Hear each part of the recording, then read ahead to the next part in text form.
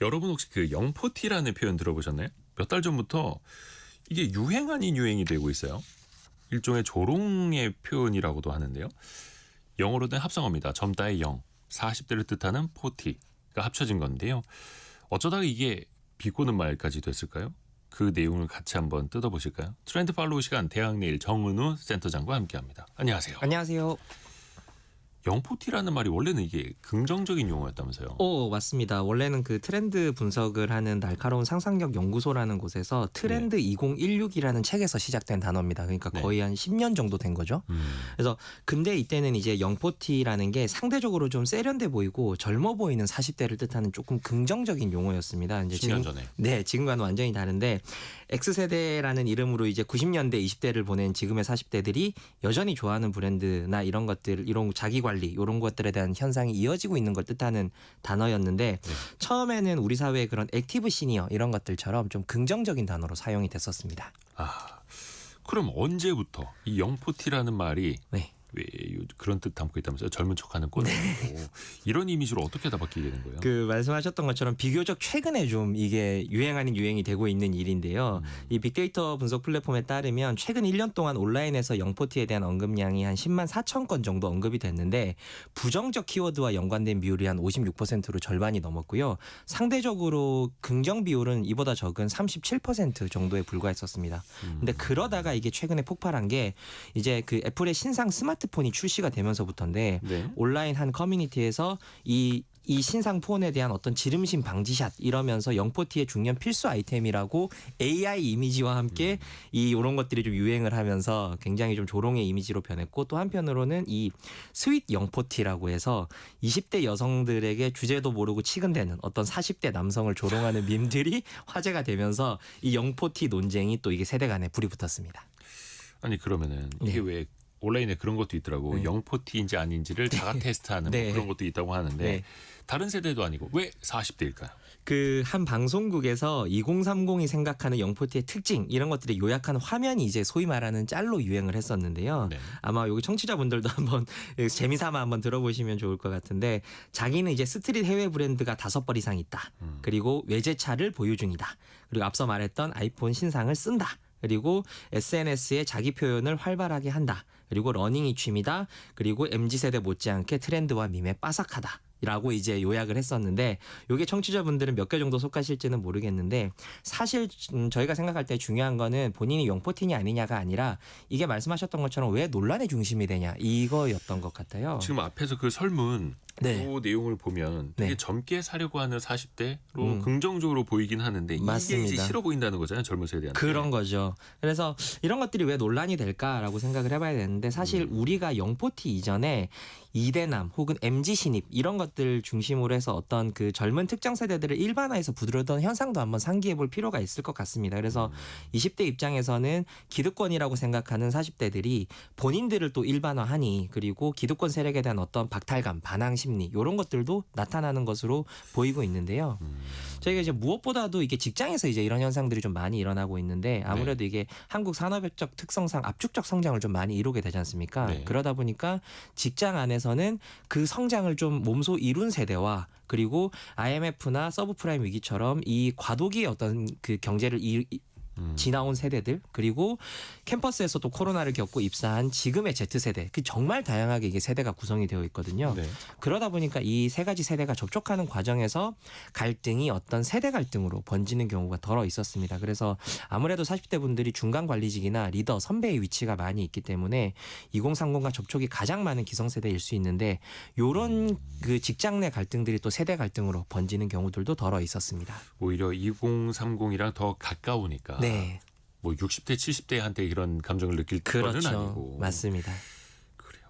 또 그 대학내일 20대 연구소에서 젊은 세대 상대로 막 설문조사도 하고 여러 가지 뭐 이렇게 트렌드도 조사하잖아요. 그러면 2030 세대가 실제로 이른바 영포티라고 하는 중년들을 어떻게 바라보고 있을까요? 아무래도 가장 큰 것은 이 기성세대들 특히 이제 40대 중년들의 이 이중적인 태도 즉 위선으로 인식하는 부정적 이미지가 다소 큰 것으로 나타났는데요. 가령 이제 젊은 남자 직원이나 후배들한테는 다소 칼같이 엄하게 대하면서 여자 후배들한테는 사람 좋게 대한다거나 이런 현상이나 그리고 정치 이슈를 같이 이야기를 하고 꺼내도 진보적인 듯하고 열린 듯 행동하지만 실제 막상 이야기를 해보면 이런 다양한 의견을 존중하기보다는 소위 말하는 그 답정너 답은 정해져 있는 식으로 소통을 한다라거나 뭐 이런 식인데요. 이렇게 이제 적대적인 그 세대 갈등이 이제 이 세대 갈등이 어떤 원인이 되기도 하는데 이 한국 사회의 세대 갈등이 심각하냐라고 하는 질문의 응답 비율을 보면 실제로 좀 심각한 걸 알 수가 있습니다. 세대 갈등이 가장 높다라고 답했던 거는 심각하다라고 답했던 거는 40대가 가장 높기는 했고요. 그리고 지난해 대비해서 가장 큰 폭으로 이 비율이 상승한 게 20대여서 실제로 40대와 20대 간의 갈등이 수치적으로 크다라고 하는 걸 좀 알 수가 있었습니다. 왜 그럴까요? 20대의 갈등. 그러니까 20대가 그렇게 느낀다. 맞습니다. 느끼는 비율이 가장 큰 폭으로 어떤 상승했습니다. 박탈감 같은 걸까요? 경제적인 걸로?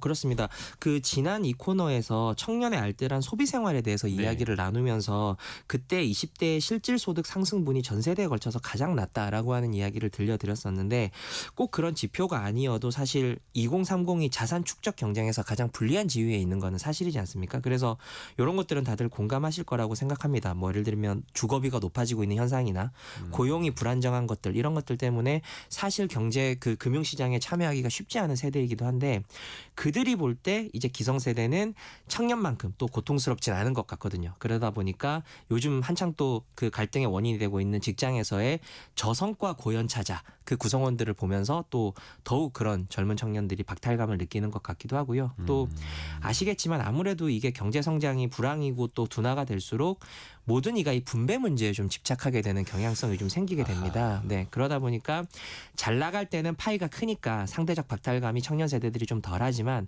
파이가 제자리거나 아니면 갈수록 쪼그라들 것 같으면 이 내 몫에 대한 집착이 사실은 커질 수밖에 없어서 또 한편으로는 20대가 또 사회적 관계망 서비스 소위 말하는 소셜 미디어를 활발히 이용을 하면서 박탈감을 이전 세대보다 좀 빠르게 접하는 그런 경향성도 좀 있는 것도 원인으로 좀 보고 있습니다. 같은 비슷한 세대끼리 비교하는 것도 아니고 네. 이제는 40대랑 20대가 비교를 한다. 뭐 그렇습니다. 이렇게도 이해할 수 있겠네요. 네, 네. 젊은 세대 입장에서 보면은 네. 회사 안 나가고 높은 연봉 받으면서 일 별로 안 하는 고연차자들, 네, 가 또 안 좋게 보이는 거고. 왜냐하면 또 그 기회와 그 자원도 한정돼 있는데 그렇습니다. 저게 나의 것인데 앞 사람들이 다 뺏어가네. 막 이렇게 또 느낄 수 그렇죠. 있다. 자산을 한번 비교해 볼까요? 네. 어떨까요? 그 2017년 그 금융복지조사, 가계금융조사에 따르면 당시 30대랑 40대 부동산 자산 가격 차가 1억 내외였는데요. 네. 근데 최근엔 이게 2억 가까이 커졌습니다. 부동산 자산 격차만 그 정도로 2배 가까이 늘어난 것이고요. 그리고 지난해 40대 자산은 전년 대비해서 3.7% 정도 늘었는데 29세 이하 그러니까 청년 세대는 1.8% 늘어나는데 그쳤고요. 그리고 30대 같은 경우에는 심지어 2년 연속으로 6% 감소 상태에 있는 것으로 조사가 됐습니다. 특히 20대는 이 40대를 두고 이런 현상을 보면서 자산 형성에 저 사람들은 막차를 탔다라고 생각하는 경향이 좀 굉장히 큰데 가령 2004년, 그러니까 20년 전이죠. 강남, 비강남의 아파트 가격 차가 한 3억 8천, 한 4억 내외였지만 22년 기준으로만 봐도 강남과 비강남 아파트의 가격 차가 15억까지 벌어졌거든요. 그러다 보니까 이제는 이런 형태의 부동산 자산이라든지 이런 것들이 형성되는 게 거의 불가능한 세대라고 이제 본인들 스스로도 인식을 하고 있는 것으로 나타났습니다. 박탈감을 그래서 느낄 수밖에 없는. 네. 박영상님이 어쨌든 세대 간의 갈등 심화 현상의 지속되는 현상이라고 또 이렇게 그렇습니다. 꼬집어주셨고요. 네. 그러면 40대는 어떻게 생각을 하고 있을까요? 사실 좀 억울하기는 해요. 맞습니다. 예를 들어서 신제품 아이폰 사는 거를 젊은 세대가 막 조롱을 한다고 하는데 40대 입장에서 보면은 2009년? 그럼요. 그때 네. 우리나라에 아이폰 처음 나왔을 때부터 나는 썼었는데 뭐 이렇게 맞습니다. 말할 수도 있는 네, 거고 옷 브랜드도 마찬가지고요. 네. 일부러 젊은 척 하는 건 또 아닐 수 있잖아요. 네, 그렇습니다. 사실 이 방송을 40대 청취자분들도 많이 들으실 텐데 네. 사실 지금의 영포티라 불리는 40대 분들이 사실 막 경제적으로 어떤 호황기를 보낸 게 결코 아니거든요. 그러니까 2030일 때 IMF 금융위기가 오고 그리고 10년 정도 있다가 2008년에 미국발 그 서브프라임 금융위기가 오고 하면서 경제적 암흑기가 사실 10년마다 이렇게 닥치고 관통했던 세대이기도 합니다. 그리고 그렇게 어렵게 살지 않았다라고 하는 그러다 보니까 이제 젊은 세대 시선에 동의하기 어렵다라고 한 40대 분들도 저희가 많이 만나봤었고요. 근데 갑자기 어느 순간 우리가 돈과 권력을 거머쥔 세대처럼 묘사되는 게 좀 억울하다라고 하는 분들도 덜어 있었습니다. 뭐 대단한 걸 거머쥔 게 아닌데. 네, 맞습니다. 그리고 이 지금의 영포티는 사실 20대 때 X세대라는 이름으로 어떤 기성문법에 균열을 내는 이미지가 강했었고 그때부터 이미 개성 강한 자기 취향을 추구하는 시작했던 그런 세대들이라고 볼 수도 있고요. 그리고 잠깐 말씀해 주셨던 것처럼 스마트폰이 처음 도입될 때 가장 적극적으로 사용했던 세대가 지금의 영포티 세대들이었기 때문에 이런 패션뿐만 아니라 문화적으로 충분히 개성을 추구한 세대였는데 지금은 그런 어떤 맥락들은 다 사라지고 패션만 지적하고 조롱하는 그런 문화로 변질돼서 아쉽다라고 하는 분들도 덜어 있었습니다. 유은영님이 네. 그러면 늙은 척하고 살 수는 없잖아요. 이렇게.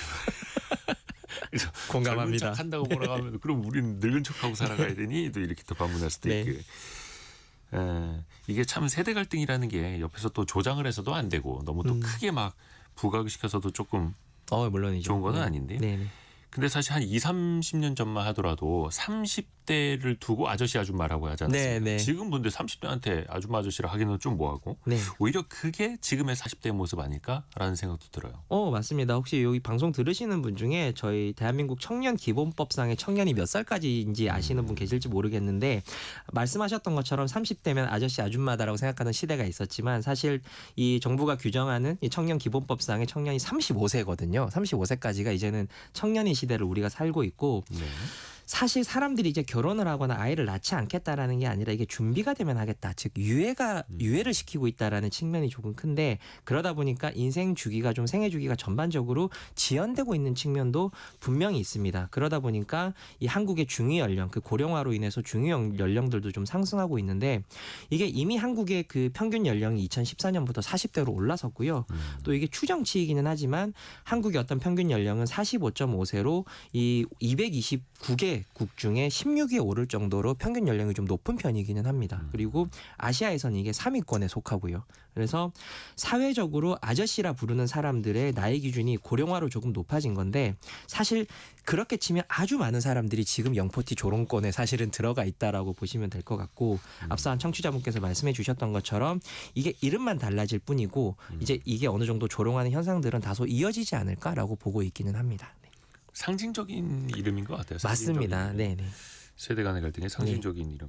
근데 또 나름 40대들이 또 어려움도 있어요. 네. 부모님을 또 부양해야 하고 그럼요. 또 자녀 교육도 이제 신경을 안 쓸 수가 없는데 또 나중에는 자녀에게 부양을 받지 못할 세대이기도 하고요. 실제로 어떤 부담을 안고 있을까요? 실제로 그 40대 분들은 이 총 부채가 1억 3천만 원 정도로 전 연령대 중에 가장 높고요. 말씀하셨던 것처럼 부모 부양이나 자녀 부양, 자녀 양육처럼 이제 그걸 한꺼번에 챙겨야 되는 혼란스러운 세대가 많습니다. 그리고 사실 이게 우리가 평균의 함정에도 좀 빠지지 말아야 되는데요. 40대 평균 자산이 5억이라는 어떤 조사도 있는데 실제 중위값은 2억 5천 정도입니다. 그래서 이 평균의 절반에도 한참 못 미치고 있기 때문에 이런 부분들은 또 평균의 함정에도 빠지지 말아야 되는 것도 분명히 있습니다. 이혜진 님이 정책 발표하는 거 보면 청년들 우대 정책은 많은데 40대를 위한 정책은 없어요. 맞습니다. 그것도 중요한 지적이십니다. 예. 근데 이런 중년 세대에 대한 냉소가 우리나라만의 일일까요? 아닙니다. 이게 전 세계적으로 사실 좀 비슷한 현상이 좀 벌어지고 있는데요. 일본은 1989년까지를 쇼와 시대라고 부릅니다. 근데 이 쇼와 후반에 태어난 세대, 다시 말해서 7, 80년대에 태어난 세대가 딱 한국의 영포티와 겹치거든요. 네. 그러다 보니까 일본 청년들은 이 4050 세대를 쇼와 세대라고 하면서 좀 싫어하는 경향이 영화나 드라마 같은 데서도 흔히 볼 수가 있고요.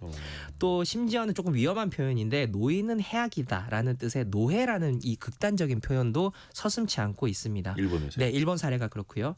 중국 같은 경우에도 이 기름지고 이 돈 많고 배 나온 이 기름진 중년을 윤희 중년이라고 좀 극단적으로 조롱하고, 서구권에도 뭐 많이들 아시겠지만 부머라는 이름으로 이제 베이비 부머를 조롱하는 말이죠. 부머라는 이름으로 냉소하기도 하고, 유럽에서도 역시 그 젊은 사람들이 오히려 차별받는 역연령 차별에 대한 논문도 많이 등장하고 있어서 한국만의 어떤 세대 갈등 문제는 아니고요. 저희가 주목하는 것은 이런 문제가 발생하는 곳들이 대부분 현재 경제 불평등 지수가 굉장히 심화되고 있는 곳들에서 이런 것들이 나타나고 있다는 건 우리 사회도 한번 주목해 볼 필요가 있는 것 같고, 그리고 이 유럽이라고 하면 상대적으로 복지가 좋다라고 생각할 수도 있는데, 여기에서도 역시 마찬가지로 젊은 세대가 베이비 부머들이 우리의 집을 다 독점했다라고 하는 것들도 갈등의 원인으로 이렇게 언급을 하고 있습니다. 뭐 전 세계적으로 비슷하네요. 그렇죠. 네. 어떻게 풀어나가고 있어? 다른 나라들은 이런 갈등. 이게 많은 국가들이 뭐 우리나라도 마찬가지지만 이 세대 갈등을 가만히 두면 세대 단절로 이어질 거다라는 것에 공감하고 대책을 마련하고 있습니다. 이제 가장 적극적인 게 유럽인데요. 먼저 세대 간 이제 공정성 전략을 마련하고 이 각국의 세대 간 평등을 측정할 수 있는 공정성 지수 지표를 개발하고 있습니다. 어떻게 하면 평등하게 조금 더 나눌 것인가에 대한 지표를 개발하는 건데, 쉽게 설명하면 그 소득 불평등 척도를 뜻하는 지니 개수 같은 거를 세대 간의 어떤 공정성 지수를 개발하겠다라고 이해하시면 될 것 같고, 독일이나 네덜란드 같은 경우에는 초등학교, 노인복지관, 마을도서관 같은 것들을 모든 세대를 연결해서 이용할 수 있도록 하는 방안들도 모색하고 있는 것으로 보도되고 있습니다. 하여간 그런 복지국가 내에서도 세대 간의 갈등은 또 어쩔 수 없이 있다라는 그렇습니다. 거고, 네. 서로가 좀 상처 없이 더불어 잘 살아가야 하는데 네. 인식의 변화가 좀 필요하겠죠. 그렇습니다. 이게 가장 중요한 것은 특정 세대를 일반화해서 특히 하나의 이미지로 상정하는 모습을 우리가 가장 경계해야 된다라고 생각을 하고요. 실제로 저희가 조사를 해보면 세대 간 불평등이 뭐 없다라고는 말할 수는 없지만, 이게 세대 내의 불평등이나 다양함도 훨씬 큰 경우가 많이 있습니다. 근데 이런 것들이 다 가려지는 측면들이 좀 있게 되거든요. 그래서 어느 세대든 특정 세대를 일반화해서 조령하는 문화, 예를 들면 영포티, 혹은 이대남, MZ 신입 이런 식으로 이렇게 특정 세대를 일반화해서 퉁치는 이런 말들을 쓸 때 한 번쯤 좀 생각하고 경계하는 문화가 더 필요하지 않나라고 저희가 생각을 하고 있고, 그리고 단순히 청년들이 박탈감을 느낀대 뭐 이런 것들보다는 청년들의 박탈감이 도대체 어디서 연원했는가, 그런 것들을 한번 생각해 보면 이게 박탈감이라는 게 결국 위기랑 관련이 있다라고 하는 것들을 좀 생각해 볼 필요가 있어서, 이런 부분들을 좀 헤아리고, 어쨌든 위기라는 게 이 어떤 가장 취약한 부분부터 공격을 하기 때문에 청년들이 여기에 대해서 좀 위기의식을 느끼고 있구나라고 생각하시면 좋을 것 같습니다. 그리고 세대 간의 차이, 다른 점 이런 것들만 좀 집착하기보다는 이 나와 타인이라는 게 어떤 형태로든 좀 다를 수밖에 없다라는 걸 좀 인정을 하고, 이 다른 사람들이 어떻게 지금의 위기를 헤쳐나가서 이 공동체의 지속 가능성을 좀 영위할 것인가에 대한 생산적 논의가 좀 필요한 시점이다라고 생각을 합니다. 네. 사실 어느 집단이나 뭐 네. 동물 무리도 마찬가지고 네. 자원이 한정되어 있을 때 그 안에서 갈등이 또 많이 더 그렇습니다. 피어나게 되잖아요. 그걸 또 잘 나눌 수 있는 방법도 고민을 해봐야죠. 7602님이 모든 세대가 서로 피해자라고 인식하는 것 같습니다. 이렇게 보내주셨고요. 강윤정님, 얘들아 너희는 나이 안 먹을 것 같니? 이렇게 요즘에 넥스트 포티라는 말도 있습니다. 네. 그러니까요. 사실 네. 뭐 모든 세대가 서로 이렇게 해봐야 무슨 의미가 있겠습니까? 네. 다만 우리는 또 이거를 파악을 하고 그 간극을 좁히려고 또 노력은 또 해야 그렇습니다. 되겠고요. 대학내일 정은우 센터장이었습니다. 고맙습니다. 고맙습니다. 라디오 정보센터 다녀옵니다.